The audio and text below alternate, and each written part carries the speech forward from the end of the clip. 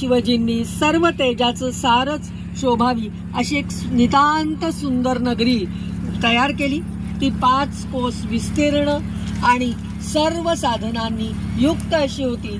त्यांनी तिला आधी आकाशात त्या पुरुषाजवळ स्थित केलं।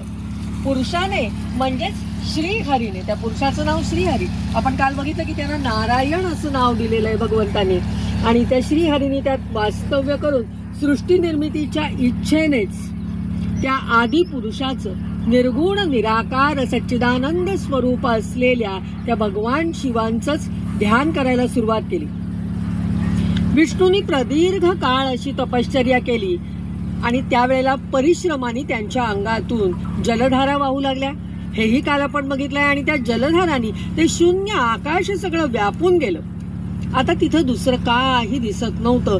तेव्हा विष्णूंनी ही अद्भुत वस्तू काय आहे असा विचार केला आणि त्यांच्या आश्चर्यचकित असलेल्या त्या भावावस्थेत त्यांच्याकडून त्यांचं मस्तक हललं।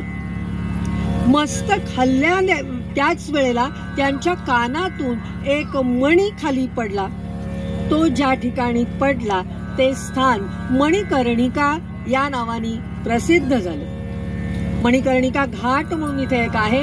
ती मणिकर्णिका म्हणजे भगवंतांच्या भगवान विष्णूंच्या कानातून पडलेल्या मण्यापासून निर्माण झालेली ती भूमी। शून्याकाशात भारलेल्या पाण्यामुळे निर्गुण शिवजींनी उत्पन्न केलेली ती नगरी हेलकावे खात वाहू लागली इकडे तिकडे, कारण आता पाणी इतकं झालं। आपण काल बघितलं की एक काशी नगरी त्यांनी उभी केली।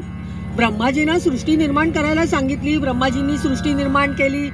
त्यानंतर प्रलय झाला आणि हे भगवान विष्णूंच्या ह्याच्यातनं खूप मोठ्या प्रमाणावर पाणी निर्माण झालं आणि त्यांनी जी निर्माण केलेली काशी नगरी होती ती हेलकावे खाऊ लागली।